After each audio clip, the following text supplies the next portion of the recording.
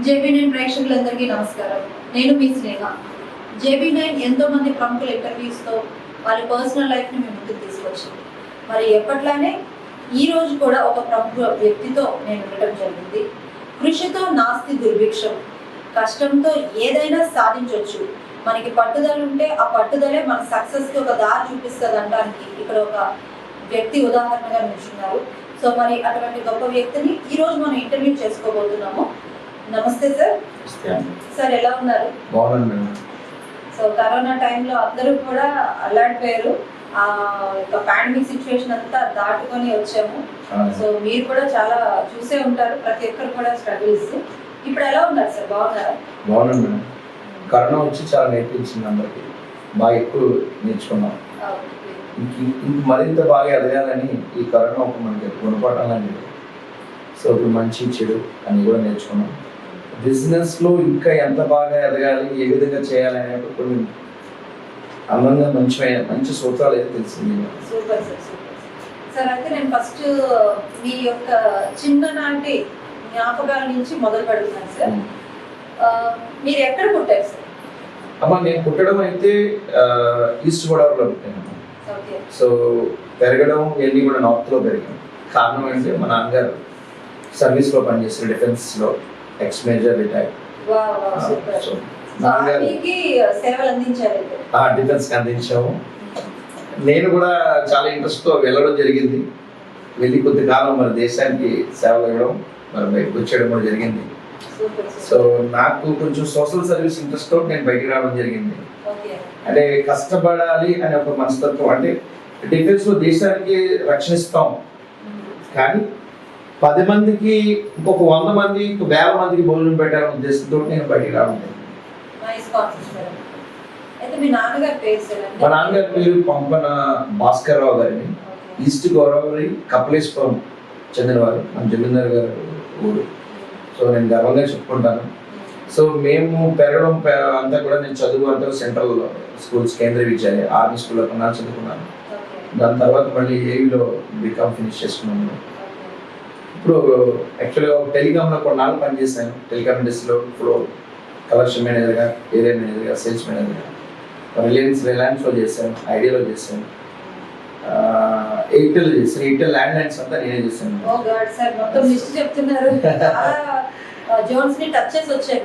అంటే ముఖ్యంగా చెప్పాలంటే మేడం, ఫస్ట్ నుంచి కూడా నాకు చిన్న డ్రీమ్ ఉండేదండి. ఆ డ్రీమ్ ఏంటంటే, నేను ఎదగడమే కాకుండా నా కింద ఉన్న వాళ్ళని చదువుకుని వాళ్ళు ఎటువంటి నిరుద్యోగంతో బాధపడుతున్న వాళ్ళందరూ కూడా పైకి తీసుకురావడం. నేను 96లో 93లో మేడం, నేను 90 కరెక్ట్గా 90 ఐ థింక్ 96, 97 ప్రాంతంలో నేను 9th క్లాస్ చదువుతున్నాను. 9th క్లాస్ చదువుతున్న సమయంలో ఒక పిఎఫ్ఎస్ ఏజెంట్ ఒక ఆయన వచ్చాను. నేను ఆ టైంలో 9th చదువుతున్నాను. ఆ రోజు సైకిల్ మీద నేను చదువుకున్న సమయం. సో ఆయన వచ్చి, విజయ్ గారు మీలో ఏదో ఇది ఉంది, మీరు 100% మార్కెటింగ్ చేస్తారు. నేను నాకు చదువుకుంటున్నాను కదా, నేను ఎట్లా మార్కెటింగ్ చేయగలను? లేదు మీరు చేస్తారో అని చెప్పేసి ఆ 9th క్లాస్ సమయంలోనే ఒక సీనియర్ తీసుకొచ్చిన పరిచయం చేస్తే, వ్యవసాయం చేసుకున్న వాళ్ళ దగ్గర నుంచి ఏదో 7 అమౌంట్ కట్టుకుంటే వాళ్ళకి ఇన్సూరెన్స్ పాలసీస్ ఏ వస్తాయని చెప్పాను. సో నేను వెళ్ళడం, మార్కెటింగ్ చేయడం. మార్కెటింగ్ అంటే ఫస్ట్ నుంచి ఇంట్రెస్ట్ అండి. ఇంచుమించు ఒక 20-30 సంవత్సరాలు మార్కెటింగ్ని వడబోల్చినట్టు విధంగా చెప్పాలి. సో ఆ రోజుల్లోనే నేను 9వ తరగతి చదువుతున్నప్పుడు ఆ మార్కెటింగ్ చేసి ఇంచుమించు దగ్గర ఒక నాడులో 7-8 ఏళ్ళు అదే ఫీల్డ్లో ఉండి 96లో నేను డిఫెన్స్కి వెళ్ళడం, మళ్ళీ కొంచెం వెనక్కి రావడం. 2000 నుంచి మళ్ళీ నేను డైమండ్ టెక్నీషియన్గా చేశానండి. నేను ఫారినర్స్కి ట్రైనింగ్ ఇచ్చాను, WDM బీపీ జెండర్ దువ్వాడలో. అదైందా టెలికామ్ చేసేవాడిని. మా నాన్నగారు ఎప్పుడైతే డిఫెన్స్ నువ్వు దేనికి పనికి రావు, ఇక నీ జీవితంలో నువ్వు ఎందుకు పని చేయవు, నాకు తెలిసి మేము 30 సంవత్సరాలు ఎంతో ఓపికగా చక్కగా పనిచేసి వచ్చాం, నీకు ఆ ఓపిక లేదు అంటే నేను సాధిస్తాను అని ఒక దృఢత్వంతో 3 ఉద్యోగాలు చేసేవాడిని. రాత్రి 11 o'clockకి బీ షిఫ్ట్ వెళ్ళేవాడిని. అదేవిధంగా డే టైంలో ఫోటోగ్రఫింగ్ చేసేవాడిని. అప్పుడే మొదలైన 2000లో రిలయన్స్ లో రూపాయికి ఫోన్ అయిన సమయంలో పార్ట్ టైం చేసాను. Wow. సో ఈ పార్ట్ టైం చేసిన సమయంలో అసలు అంటే ఇన్ని చేయడానికి ఒక రీజన్ మీ నాన్నగారు నువ్వు ఎందుకు పనికిరావని అనడం, ఆ మాట మీరు డైజెస్ట్ చేసుకోలేకపోయారు. అవును, సో అందుకే మీ నాన్నగారికి మీరు ఏంటో ప్రూవ్ చేయాలనుకున్నారు. చేశాను. సో మీ సక్సెస్ ఎంజాయ్ చేశారు సార్. చాలా ఎంజాయ్ చేశారు. నేను ఏ కార్లో అయితే ఆయన్ని తిప్పాలనుకున్నా అదే కార్లో తిప్పారు. సో ఆ రోజు ఆయన ప్రౌడ్ మైస్ అన్నట్టుగా ఆయన. మరి నాన్నగారి కోసం చెప్తున్నారు, అమ్మగారు అసలు మీరు ఎంతమంది బ్రదర్ అండ్ సిస్టర్స్? మా అమ్మగారు కూడా ఈస్ట్ గోదావరిలో పుట్టారండి. ఆవిడ కూడా వ్యవసాయం కుటుంబం నుంచి వచ్చారు. తాతయ్య గారు చిన్నపాటి ఆయుర్వేదిక్ వైద్యం చేశారు, కాదా నాగభూషణ్ గారు అని చెప్పేసి. సో వాళ్ళ ఫ్యామిలీస్ మొత్తం ఫార్మర్ నుంచి వచ్చారు. మదర్ అందరూ ఆడపిల్లలకి చిన్నవాళ్ళు, ముగ్గురు ఆడపిల్లలు. వాళ్ళు ఇద్దరు మావయ్యలు ఉన్నారు. నాకు మావయ్యలు ఆల్రెడీ వాళ్ళు వ్యవసాయం చేసుకుంటున్నారు, చిన్న మావయ్యలు. మదరు ఇన్ని డిఫెన్స్ పర్సన్ కూడా ఆ రోజుల్లో భయపడేవారు, కానీ మదర్ ధైర్యంగా చేయడం. 2 వార్స్లో కూడా మదరు నాన్నగారితో కొట్టడం ధైర్యంగా. ఇంటికి వచ్చేవారు కూడా ఎదురు చూపులు చూస్తూ ఉండేవారు ఆవిడ. సో 2013లో నాన్నగారు ఎక్స్పైర్ అయ్యారు. సో ఆఫ్టర్ రిటైర్మెంట్ తర్వాత నేను ఇంటికి పెద్దవాడిని అండి. ఒక చెల్లాయి ఉంది నా తర్వాత. తను తీసుకోవడంలో ద్రాక్షారంలో మా బావగారు పంచాయత్ సెక్రటరీగా చేస్తున్నారు. ఆయన అందరు బాబులు. తమ్ముడు వచ్చేసి ఢిల్లీ అస్సాం రోడ్ లైన్స్ ఆయన సీనియర్ అకౌంటెంట్. అయితే నాన్నగారు రిటైర్ అయిపోయేంత వరకు కూడా దేశానికి ఆర్మీ ద్వారా సేవలు అందించారు. ఆయన పర్సనల్ గా మీతో అంటే ఆర్మీ పర్సన్ అంటే డెఫినెట్ గా ఒక స్ట్రిక్ట్ గా ఉంటారు. ఎట్లా ఉండేది మీ నాన్నగారితో మీకు రిలేషన్? నాన్నగారు ఉన్నంత సేపు ఏ రోజు కూడా షేవింగ్ చేసుకోకుండా లేవండి. ఆయన మాకు వచ్చిన తర్వాత ఇంట్లో అయితే ఎవ్రీడే అందరూ 4 గంటలు లెగాల్సిందే. సో ఆయన ఎవ్రీడే వచ్చి ఇలా పొట్టను పట్టుకుంటే చేతికి పొట్ట రాకూడదు. సో ఆయన అంత స్ట్రిక్ట్ ఉండేవారు. అందరూ రన్నింగ్, అందరూ ఇంట్లో ఆ డిసిప్లిన్ సిస్టమ్ అట్లా ఉండేది కంపల్సరీ.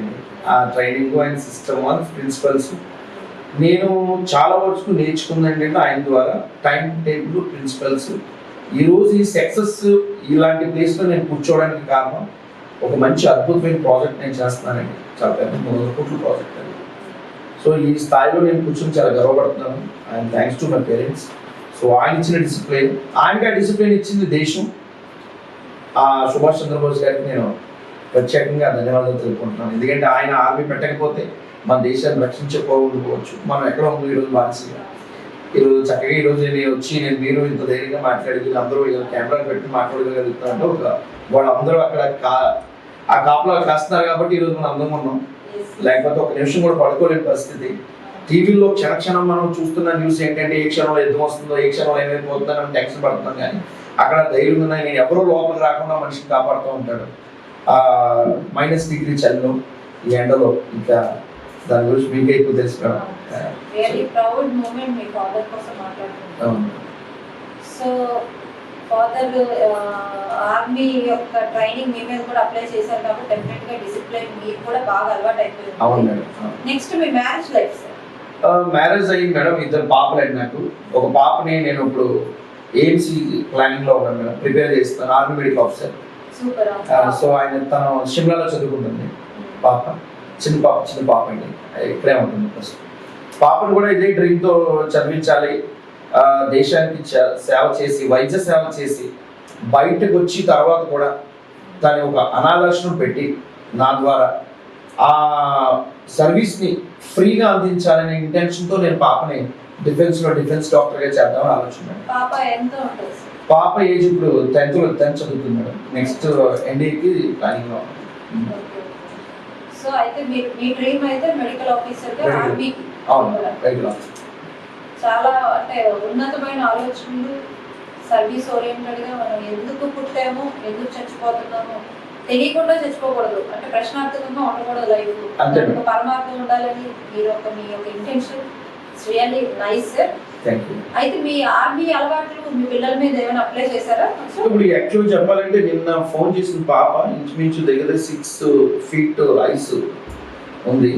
ఆ వీడియో కాల్ చేస్తున్నప్పుడు డాడీ ఐస్ ఇట్లా ఉంది అని చెప్పింది. చాలా చలిగా ఉంది డాడీ, 30 నెలలు తీసుకెళ్ళిపోవాలి. ఇదే చలిలో ఉండాలమ్మా మన సైనికులందరూ కూడా. నువ్వు ఉండాల్సిందే, చదవాల్సిందే. సో డిసిప్లిన్ ఉంది కాబట్టి దీన్ని తీసుకెళ్ళి ఈ రోజు నాకు ఎంతో లవ్ అండ్ అఫెక్షన్ పెద్ద పాప. నేను అన్ని చంపుకుని పిల్లని అక్కడ పెట్టడానికి కారణం ఆ discipline. Super sir, super super. ఎందుకంటే పిల్లల్ని మనం ఎంత కంపేరింగ్ చేసినప్పటికీ వాళ్ళ గ్రోత్ మనం తగ్గించేసినట్టు. అవును, కొంచెం టఫ్ ఇస్తేనే వాళ్ళు కూడా లైఫ్ లో ఎదుగుతారు. అవును. అయితే మీ వైఫ్ ఎట్లా మీకు సపోర్ట్ గా ఉంటారు సార్? వైఫ్ అన్ని విధాలుగా సపోర్ట్ ఉంటుంది మేడం. ఎస్పెషల్లీ ఈ వ్యాపారం వచ్చేటప్పటికి మాది టైం టేబుల్ ఉండదు, మిడ్ నైట్ వెళ్తూ ఉంటాం. సో అన్ని విధాలుగా వాళ్ళు సపోర్ట్. ఇంటికి వెళ్ళిన తర్వాత ఫోన్స్ కూడా మేము ఆఫ్ చేయలేని పరిస్థితి. ప్రతి ఒక్కరికి నేను ఉన్న పొజిషన్లో నేను అందరికీ రిప్లై చెప్పాలి. అంటే కింద స్థాయి నుంచి పై స్థాయి అందరూ కూడా నేను కాంటాక్ట్లో ఉంటారు ఏది కావాలని. సో ఈ రోజు నేను స్విచ్ ఆఫ్ చేసి పడుకోలేదు ఏ రోజు కూడా. మిడ్ నైట్ నాకు రింగ్ అయినా నేను, ఎందుకంటే ఎన్ఆర్ఎస్తో వాళ్ళతో ఆ సర్వీస్ ఇచ్చి నిద్రపోతూ ఉంటాను. తనకు సపోర్ట్ చాలా ఉంటుంది. మా మదర్ అయితే మీరు చెప్పారు చిన్న చిన్న జాబ్స్ నుంచి, పార్ట్ టైం జాబ్స్ నుంచి మీ కెరియర్ స్టార్ట్ చేశారు. అది చిన్న వయసులో, అది కూడా అంటే ఆ టైంలో మీ వయసులో చాలా మంది చదువుకోవడం, లేదంటే ఎంజాయ్ చేయడం, ఫ్రెండ్స్ తో తిరగడం. ఈ లైఫ్ కి మీరు కంప్లీట్ గా ఆపోజిట్ గా ఇటువైపు నుంచి అటువైపు వచ్చేసి మీరు పార్ట్ టైం జాబ్ నేను సంపాదించాలి, నేను ఏదైనా జీవితంలో సాధించాలని పెట్టుకున్నారు. ఆ జర్నీ కాస్త మిమ్మల్ని బిజినెస్ వైపు ఎలా టర్న్ చేసింది సార్?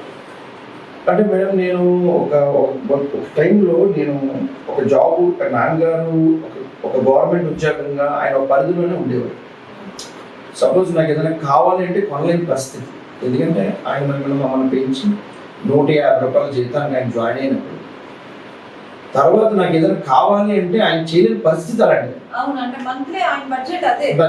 ఆ బడ్జెట్ లోనే ఇంట్లో రేషన్, కరెంట్ బిల్లు, అన్ని 1 రూపాయితో సహా కౌంటింగ్ ఎక్స్ట్రాగా స్పెండ్ చేసేవారు.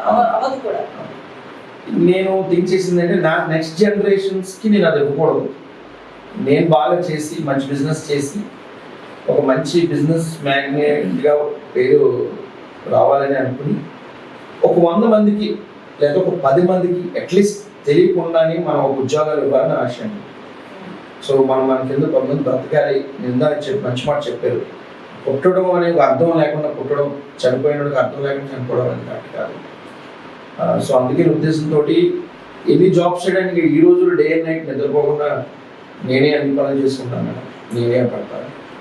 నేను నాకు సంపాదించుకున్నదంటే ఏది లేదు, నాకు కష్టం తప్ప.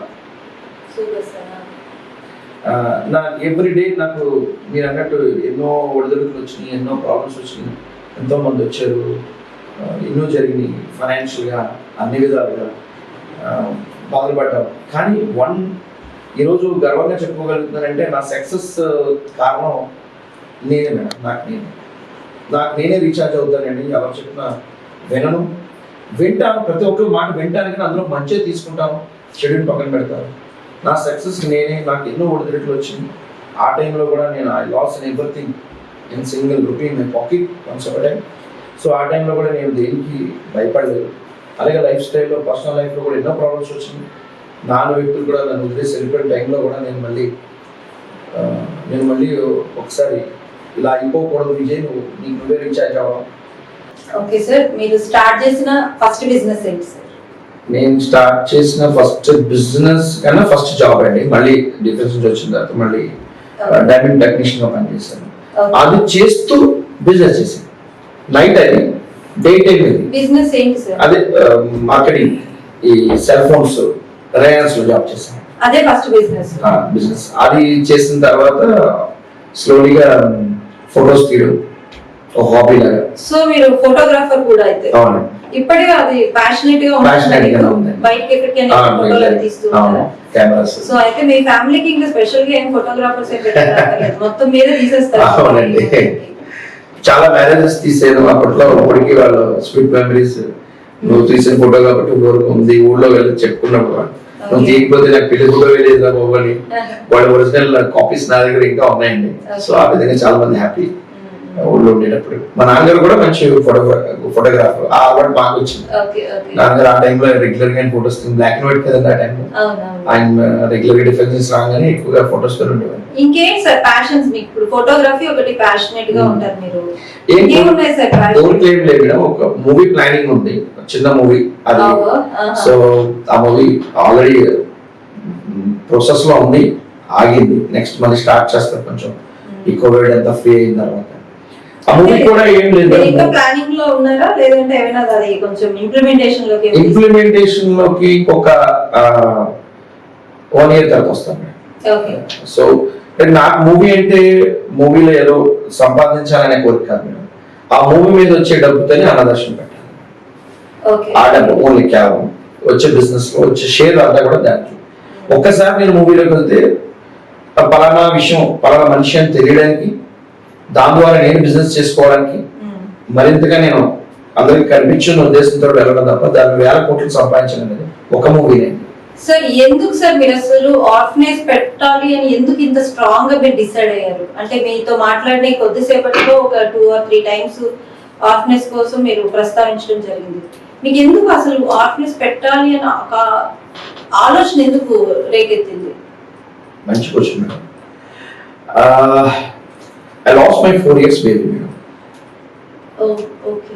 సో ఆ టైంలో నేను నాకున్న సర్కిల్, నాకున్న ఫ్రెండ్స్ ఎవరు సపోర్ట్ రాలేదు. నాకు తెలిసినా కూడా వాళ్ళు నేను మర్చిపోయినా ఆ యొక్క టైంలో ఇండియా అంతా తిరిగే పాపం తీసుకుని. సో అమ్మాయికి నేను ట్రీట్మెంట్ ఇప్పించలేకపోయాను. Health issue, heart issue. So ఆ కార్డియా అటాక్ అయింది. సో ఇలా జరగకూడదు ఎవరికో అని ఇప్పుడు నేను చదువుతున్న పాపని కూడా అదే, ఒకరు చదివించిన బయటకు వచ్చి కమర్షియల్ గా ఉండకూడదు పిల్ల. ఆ అమ్మాయి డాక్టర్ అంటే అందరూ ఈ రోజు కమర్షియల్ గానే చూస్తున్నారు వైద్యం పరంగా. బయటకు వచ్చిన ఫ్రీ వైద్యం చేయాలని ఆ పిల్లని నేను డిఫెన్స్ డాక్టర్ చేశాను. Super sir, super. దాని గురించి అయితే మీరు మొత్తం 3 పిల్లలు, అందులో ఒక బేబీ. Sorry sir. సో అందుకని చెప్పేసి మీరు ఇట్లా ఎవరు మీకు వచ్చిన పెయిన్ ఎవ్వరికి రాకూడదు. ఒకరు వచ్చిన ఫైనాన్షియల్ గా ఇబ్బంది పడి ఎవరు చేసుకోకూడదు. నేను సంపాదించిన కొంత షేరు ఆ ఆశ్రయంకి ఎప్పుడు ఉంటుంది. సో ఎంతవరకు వచ్చింది సార్ నా ప్లానింగ్? అది కూడా ఆల్మోస్ట్ ల్యాండ్ అయితే రెడీ చేసి పెట్టాను మేడం. మంచి వాతావరణంలో ల్యాండ్ రెడీ చేసి పెట్టాను. కోడింగ్ చేస్తాను. పాప స్లోలీగా తను డిఫెన్స్ లో రిజిస్ట్రేషన్ అది కూడా మేబీ చేయించాలేమో. చేయించాను మేడం, చేయిస్తున్నాను. పాప పేరునే చేయిస్తున్నాను. నేను చనిపోయాను. ఏం పేరు సార్? చాందిని మణిప్రియ. చాందిని మణిప్రియ. ఓకే. ఆ పాప పేరు మీద ఆర్గనైజ్ అనేది ప్లాన్ చేస్తున్నాను. సో ఇప్పుడు ఎలా ఉన్నాయి సార్ మీ బిజినెస్ వరకు కూడా? బిజినెస్ బాగా ఉంది మేడం. కోవిడ్ టైంలో కొంచెం డల్ అయినప్పటికీ కోవిడ్ తర్వాత ఎక్కువ బిజినెస్ పెరిగింది అన్నమాట. ఓకే. ఎందుకంటే నేను చేసుకున్న రిసార్ట్ కాన్సెప్ట్ కాబట్టి, రియల్ ఎస్టేట్ కాదండి, ఇట్స్ కంప్లీట్ రిసార్ట్.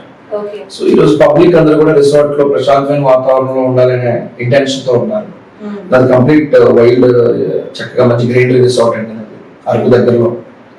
సో దాంతో ఈ పబ్లిక్ అందరూ కూడా ఏంటంటే సిటీకి దూరంగా ఉండాలనే ఉద్దేశంతో అందరూ బిజినెస్ బాగా జరిగింది. మధ్య ఎక్కువ ప్లాట్స్ తీసుకున్నారు. ఓకే. అంటే రిసార్ట్స్ అంటే లైక్ మీరు రిసార్ట్స్ అమ్ముతారా? మాది యాక్చువల్లీ మేడం మాది మొత్తం 300 acres అండి, 300 crores ప్రాజెక్ట్ అది. సపోజ్ ఫర్ ఎగ్జాంపుల్ ఒక కస్టమర్ మా దగ్గర ప్లాట్ తీసుకుంటే మినిమం సైజ్ 333 or 500 and 1000 తీసుకున్న వాళ్ళకి 9 days అకామిడేషన్ ఇస్తాం. Okay, fine. అలా yes, వాళ్ళు 25 years క్లబ్ మెంబర్షిప్ ఫ్రీ ఇస్తాం. మీకున్న రిసార్ట్స్ మా రిసార్ట్ మీరు మా దగ్గర కొన్నందుకు మాలో 55 acres ఓన్ ప్రాపర్టీ ఉంది. అందులో 23 acres లో 16-17 rooms కడతాం, 3 star and 7 star. సో అందులో ఇంకా బ్యాలెన్స్ ల్యాండ్ లో water world, golf course, horse riding, ఇవన్నీ మొత్తం ఫెసిలిటీస్ ఇస్తాం. స్మాల్ స్టూడియో, నా డ్రీమ్ కదా స్టూడియో, చిన్న స్టూడియో లాగా ప్లానింగ్ లో ఉన్నాం. సో అది ఆల్మోస్ట్ ఫినిషింగ్ స్టేజ్ లో ఉన్నాడు. ఒక 7 years. మీరు చాలా పెద్ద ప్లానింగ్ తోనే ఉన్నారు సార్. అయితే బై ఎక్స్పీరియన్స్ ఓకే. ఓకే. అదే ఈ విధంగా అయితే ఒక 300 నుంచి 500 మంది భోజనాలు పెట్టచ్చు కదా మేడం.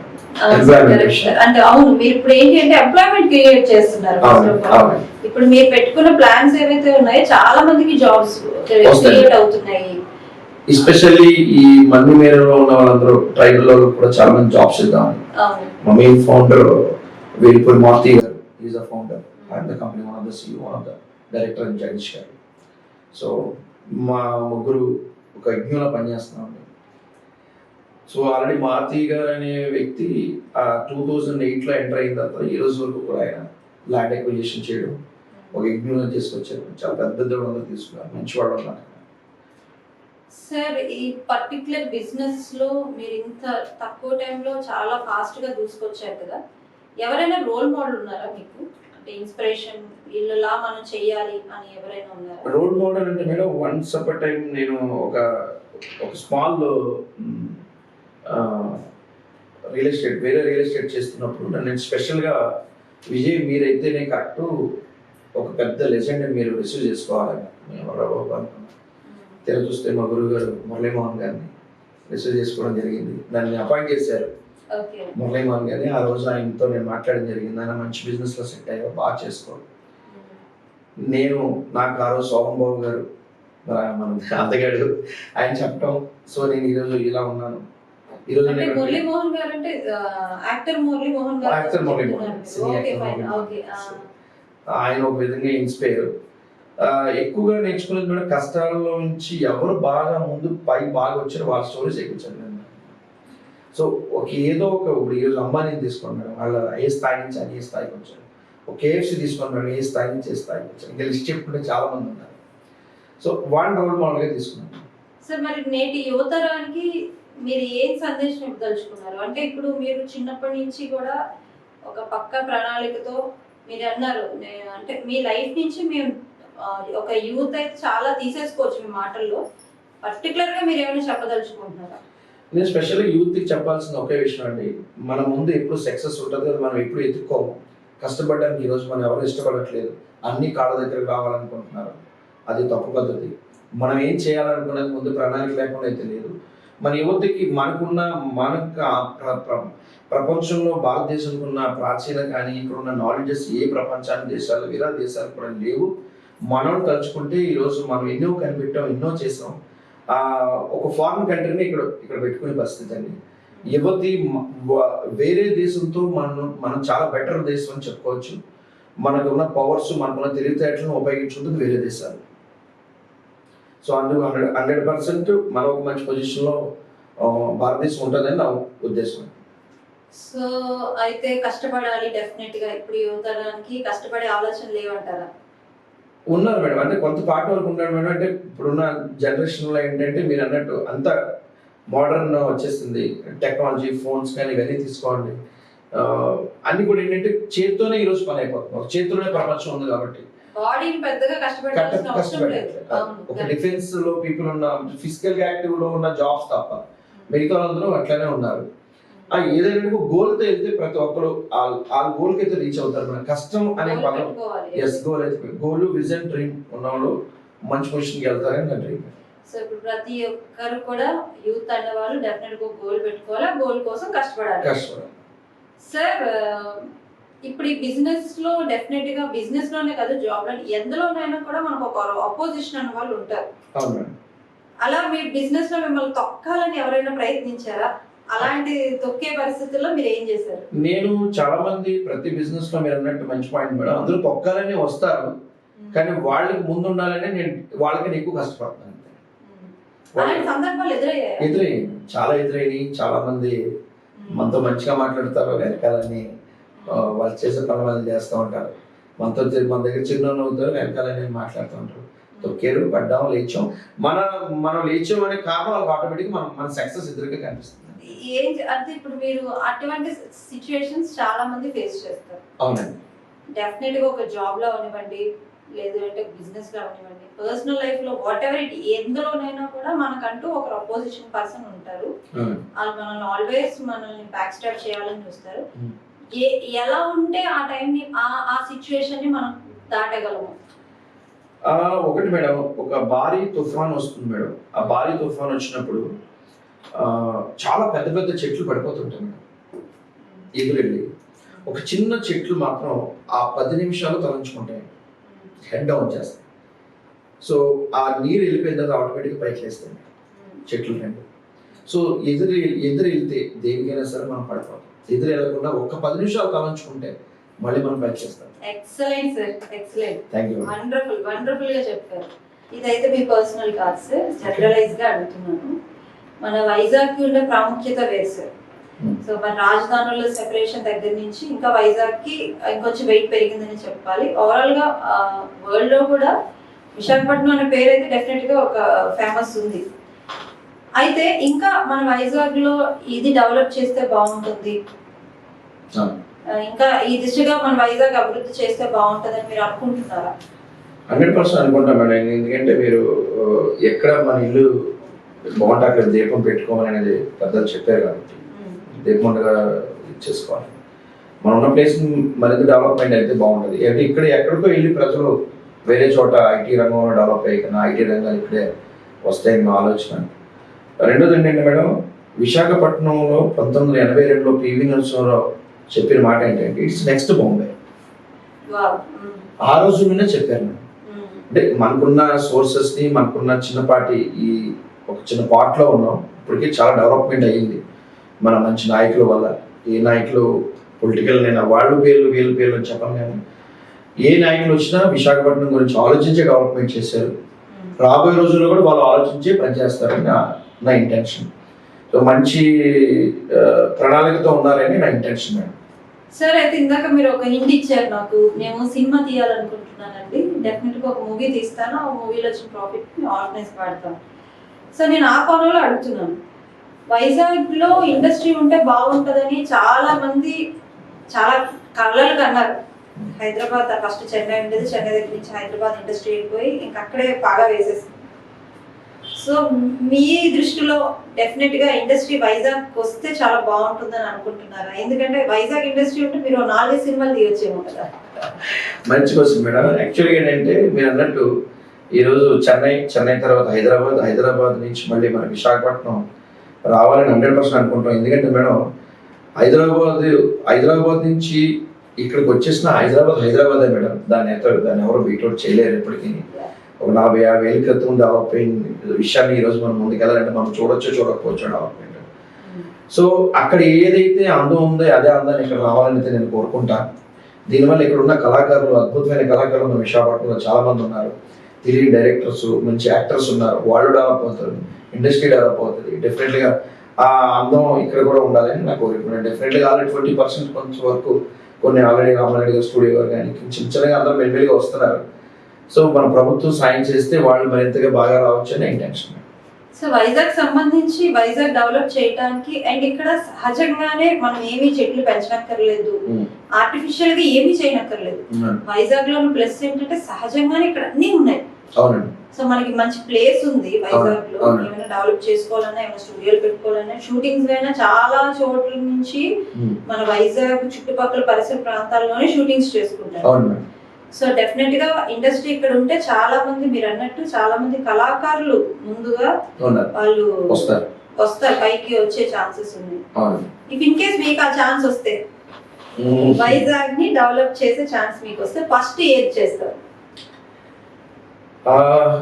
మీరు అనే క్వశ్చన్ మంచిదే మేడం. నేను ఫస్ట్ అయితే విశాఖపట్నానికి ఎంత తొందరగా రాగలిగితే, ఏది ఫాస్ట్, అది ట్రైనా, బస్సా, లేదంటే రాకెట్టా, లేదా బుల్లెట్ ట్రైనా అనేది నేను విశాఖపట్నంలో అందాలు ఇంకా చాలా మంది పూర్తిగా చూడలేదండి. ఒక మినీ ఊటీ మనకు అరకు తీసుకుంటే ఈరోజు కొడైకెనాల్ కానీ, ఊటీ కానీ ఇలాంటి చాలా చాలా హిల్ స్టేషన్స్ అన్ని డెవలప్ అవుతున్నాయి అనే కారణం అక్కడ ఉన్న ప్రభుత్వం వాళ్ళకి మంచి సపోర్ట్ ఇచ్చి ఒక టూరిజమ్స్ అంతా కూడా ఈరోజు అక్కడ ఉండడం జరుగుతుంది. అదే ప్రభుత్వం దీన్ని ఎందుకు వెనక పెట్టారు అనేది ఈ రోజు వరకు నాకు వచ్చిన క్వశ్చన్. ఈ మధ్యకాలంలో మన నాయకులు మంచి ఆలోచనతో వెళ్తున్నారు. ఇంతవరకు సింగిల్ లైన్ ఉండేది, ఇప్పుడు డబుల్ లైన్ చేశారు. ట్రైన్స్ కూడా రెగ్యులర్గా పెంచుతున్నారు. టూరిజం పెంచితే ప్రభుత్వానికి బాగుంటుంది, ప్రజలకి బాగుంటుంది, అన్ని విధాలుగా బాగుంటుంది. మరి మనకు కావాల్సిన ఇన్కమ్ కూడా చక్కటి ఇన్కమ్ వస్తుందని ఆలోచన. టూరిజం అయితే నేను ఫస్ట్ డెవలప్ చేయాలని అనుకుంటున్నాను. టూరిజం వస్తే ఆటోమేటిక్ అన్నీ వస్తాయి కదా. సో వైజాగ్ అనేది ఒక ఎమోషన్ సార్ ప్రతి ఒక్కరికి. నేను చాలా చోట్ల వైజాగ్ అంటే ఈ ఎక్స్ప్రెషన్ అనేది వస్తూ ఉంటది అందరిలో. సో మెట్రో నేను చాలా సందర్భాల్లో మనసులో అనుకున్నాను, మనకు మెట్రో వస్తే బాగుంటుంది కదా అని. సో ఆ దిశగా కూడా ఆల్రెడీ ప్రాసెస్ లో ఉంది మేడం. అది కూడా నాకు తెలుసు. ఎప్పుడు వస్తుంది ఏంటి అనేది నేను చెప్పలేదు కదండి. రెడీలో ఉన్నాయి. ఓకే సార్, మరి ఇంత మాట్లాడారు, వైజాగ్ ఇలా డెవలప్ అయితే బాగుంటది అని అన్నారు. అండ్ సోషల్ పరంగా కూడా చాలా అవేర్నెస్ తో ఉన్నారు, ఏదైనా మంచి చేస్తే బాగుంటుంది. ఏంటి సార్ మీకు ఏమైనా పొలిటికల్లోకి వచ్చే ఆలోచనలు ఏమైనా ఉన్నాయా? లేదు మేడం, పొలిటికల్గా రావాలని ఆలోచన లేదు. ఇప్పుడున్న యూత్ చక్కగా పనిచేస్తున్నారు. ఆల్రెడీ మంచి మంచి నాయకులు మంచి చిన్న వయసులోనే దేశాన్ని పాలిస్తున్నారు, రాష్ట్రాలను పాలిస్తున్నారు, Yes. మరి మంచి నియోజకవర్గం పాలిస్తున్నారు. నాకన్నా చిన్న వయసు పిల్లలు ఎంతో చక్కగా ఎమ్మెల్యేలు అయ్యారు. అవును, So, యంగ్స్టర్స్ ఈ మధ్య కాలంలో ఈ వచ్చారు. మధ్య ఎలక్షన్స్ లో సో యంగ్స్టర్స్ నా డ్రీమ్ వాళ్ళు తీరుస్తారు ఏముంది మేడం, నాకైతే ఇంట్రెస్ట్ అంటే మీరు బయట ఉండే అంటే సేవ చేయాలి. సేవ చేస్తారు Yes. పొలిటికల్ లో కాదు. వాళ్ళకి నేను సపోర్ట్ చేస్తే చాలు కదా madam. So what ever it political లో ఉన్నా లేకపోయినా ఫైనల్ గా మంచి జరగాలనేది మీ కాన్సెప్ట్, అది ఎక్కడ ఉన్నా కూడా చేస్తారు. చేస్తాను. సో ఫైనలీ పొలిటికల్ గా ఇంట్రెస్ట్ లేదు, ఓకే. ఇప్పుడు మరి మీరు మూవీ తీస్తున్నారు కదా సార్, మూవీ ఎలాంటి మూవీ ప్లాన్ చేసుకుంటున్నారు మీరు? అంటే మేడం మూవీ అని వచ్చేటప్పటికి బాగా వెనక్కి వెళ్తే మారుతా వచ్చింది అన్ని విషయాలు. మూవీ అంటేనే వినోదం అంటేనే నిజాన్ని చెప్పటం, తెలియపరచటం. దీన్ని దుర్వినియోగం చేసుకుంటున్నారు పబ్లిక్. మూవీలో చూసి అలా యాక్టింగ్ చేయడం, మూవీలో చూసి అలా ఉండడం.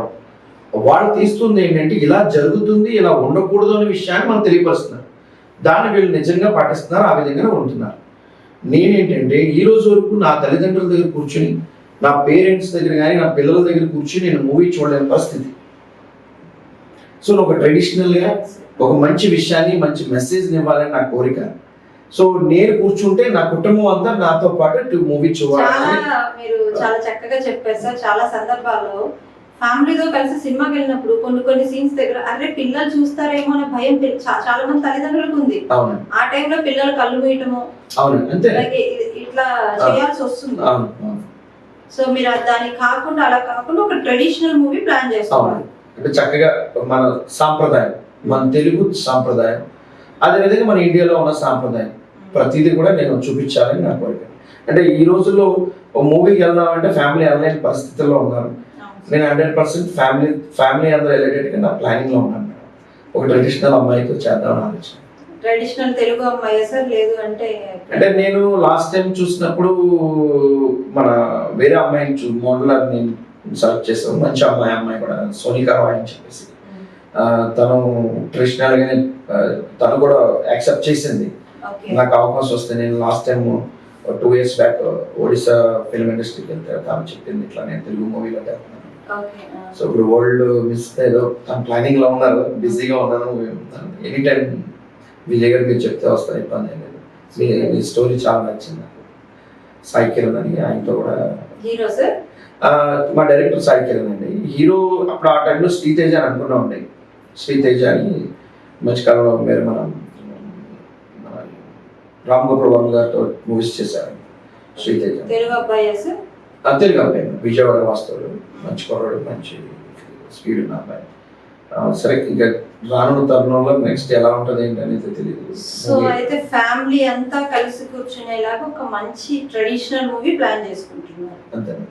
సో ఇక్కడ కూడా ఏంటి అంటే మీరు నెక్స్ట్ జనరేషన్ కి సినిమాలు ఎలా తీయాలి అసలు, అంతే, తీస్తే కొంచెం అందరం కలిసి చూసి కూర్చునేలాగా మెసేజ్ ఓరియంటెడ్ గా చాలా ప్రభావం చూపిస్తున్నాయి సార్ సినిమాలు.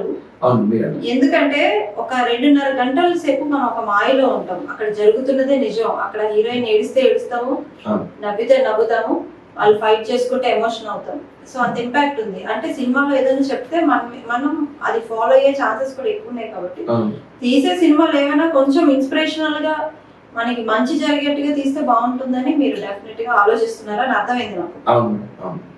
సో మరి అయితే ఫుల్ టైం మీరు సినిమాలకి ఇంకా కంటిన్యూ అయిపోతారా? అయితే లేదు మేడం, ఫుల్ టైం కంటిన్యూ. ఒకే ఒక డ్రీమ్, ఒకే ఒక మూవీ. ఎందుకు సార్ ఒకే ఒక్క అని పట్టుకున్నారు? చాలా మేడం, అంటే మనిషికి ఆశ ఉంటుంది కదండి. ఎందుకంటే ఒకటి తీసిన తర్వాత ఇంకోటి తీయాలంటారు. అది నష్టం వస్తుంది లేదా లాభం వస్తుంది అనేది పక్కన పడేస్తే, నేను ఏదైతే హైలైట్ అవ్వాలనుకుంటున్నాను, ఏది తీయాలనుకుంటున్నా, నా డ్రీమ్ అంతవరకు క్లోజ్. నా డ్రీమ్ లో అదొక డ్రీమ్, అన్నదాశ ఒక డ్రీమ్, మంచిగా ఉండాలనే డ్రీమ్. అందుకని తప్ప వేరే అది ఒక్కొక్కటి ఫుల్ఫిల్ చేసుకుంటూ వెళ్ళిపోతారు. దేన్ని పట్టుకోరు, తామరాకు మీద నీటి బిందువులాగా అలా తేలుతా ఉంటారు. అలానే కాదు మేడం, తామరాకు నీటి బిందువు అంటే మళ్ళీ అది పైకి ఎక్కుతుందో లేదో తెలియదు, కానీ నేనైతే తామరాకులానే ఉంటాను, నీటి బిందువులా ఉంటాను. ఎప్పుడు ఆ తామరాకు కింద ఉన్న ఆ దుంప ఎంత స్ట్రాంగ్ గా ఉంటుందో ఆ విధంగా ఉండాలని నాకు కోరిక. సో తామరాకు నేను కావాలా, లేకపోతే కింద నేను అయి ఉండాలా, నీళ్ళు నేనే కావాలనేది, అన్ని నేనే ఉండాలని నా ఇంటెన్షన్ మేడం. ఇవన్నీ ఉంటేనే కదా మనం ప్రజలకి ఏదైనా చేయగలం. ప్రస్తుతం మీరు చేస్తున్న ప్రాజెక్ట్ ఏంటి సార్? మేము యాక్చువల్లీ చేస్తున్న ప్రాజెక్ట్ ధర్ని రిసార్ట్స్ అని చెప్పేసి అది complete resort concept project. So ఇదే ప్రాజెక్ట్ ఇదే ఎండ్ నా లైఫ్, ఇంకే వేరే ప్రాజెక్ట్ ఏం చేయండి మేడం. ఎండ్ కూడా అదే సార్ అంత టేస్ట్ ఇచ్చారు. ట్విస్ట్ ఏంటి మేడం, ఇది నేను ఇందులో ఇచ్చేవి నేను చెప్పేవి నేను పూర్తి చేయడానికి నాకు ఆ పబ్లిక్ మీద ఇచ్చే ఏదైతే కమిట్మెంట్ ఇచ్చానో ఫినిష్ చేయడానికి నాకు మిషన్ 10 ఏళ్ళు పడుతుంది. ఓకే. సో 300 ఎకరాలు 300 కోట్ల ప్రాజెక్ట్ అంటే చిన్న ప్రాజెక్ట్ కాదు కదా మేడం. సో నేను ఎన్నో కమిట్మెంట్స్ ఇచ్చాను, ఆ కమిట్మెంట్స్ అని నేను ఫుల్ఫిల్ చేయడానికి నాకు ఆ టైం పడుతుంది. పూర్తి 10 ఏళ్ళ తర్వాత కూడా మీకు చాలా ఫ్యూచర్ ఉంటుంది కదా సార్. అది ఏదైనా మళ్ళీ హిల్ స్టేషన్ మేడం, ఏది చేసినా హిల్ స్టేషన్. అంటే నేను రియల్ ఎస్టేట్ వైపు వెళ్ళను, హిల్ స్టేషన్. నెక్స్ట్ లంసింగ్, తర్వాత కొడైకెనాల్, ఊటీ, షిమ్లా, హిల్ స్టేషన్. కానీ మీరు 10 సంవత్సరాలకు సరిపడే ఒక ప్లాన్ మీరు తయారు చేసుకున్నారంటే అసలు మీరు మామూలు బుర్ర కాదు సార్. అంటే సీరియస్లీ ఒక 10 సంవత్సరాల ప్లానింగ్ అన్నది మామూలు విషయం కాదు. మనం ఏం ఆలోచిస్తాము, ఈ సంవత్సరము, ఈ నెల, ఈ సంవత్సరం, ఈ 2 సంవత్సరాలు ప్లానింగ్ మహా అయితే అంత ఉంటుంది సార్. మీరు 10 సంవత్సరాలకు తగ్గ వర్క్ పెట్టుకున్నారు. మన వర్క్ ఎంత వర్క్ పెట్టుకుంటాం, మహా అయితే 2-3 రోజులు, 4 రోజులు అంతే. కానీ మీరు 10 సంవత్సరాలు వర్క్ పెట్టుకున్నారు.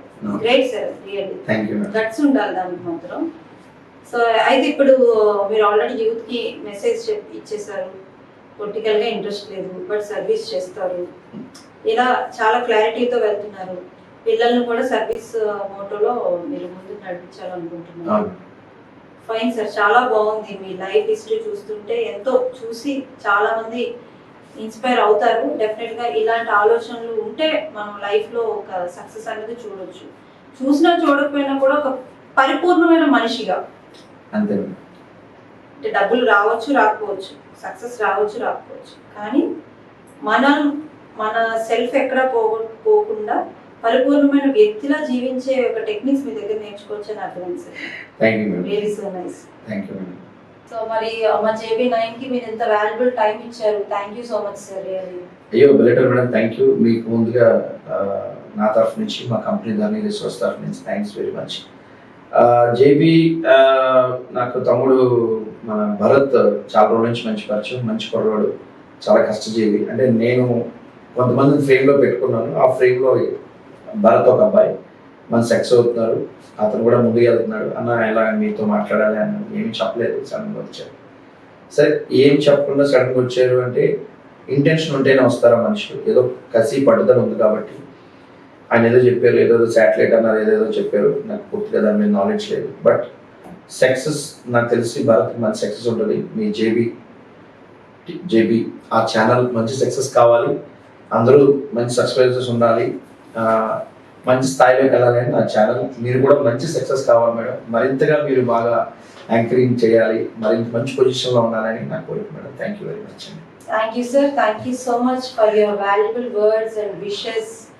సో చాలా హ్యాపీగా ఉంది ఈరోజు మీ వాల్యుబుల్ టైంని మాకు JB9కి కేటాయించినందుకు.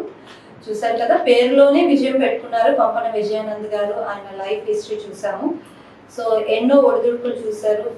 సో జీవితం అంటే ఎలాగోలా డబ్బులు సంపాదించడం కాదు, మారల్స్, ఎథిక్స్తో ఆయన జీవితంలో ఒక సక్సెస్ని చూశారు. సో మరి ఆయన లైఫ్ హిస్టరీ ప్రతి ఒక్కరికి ఒక ఇన్స్పిరేషన్ కావాలని హార్ట్ఫుల్గా కోరుకుంటూ JB9 ప్రేక్షకులందరికీ మరొకసారి శుభాకాంక్షలు తెలియజేస్తున్నాను. Thank you so much.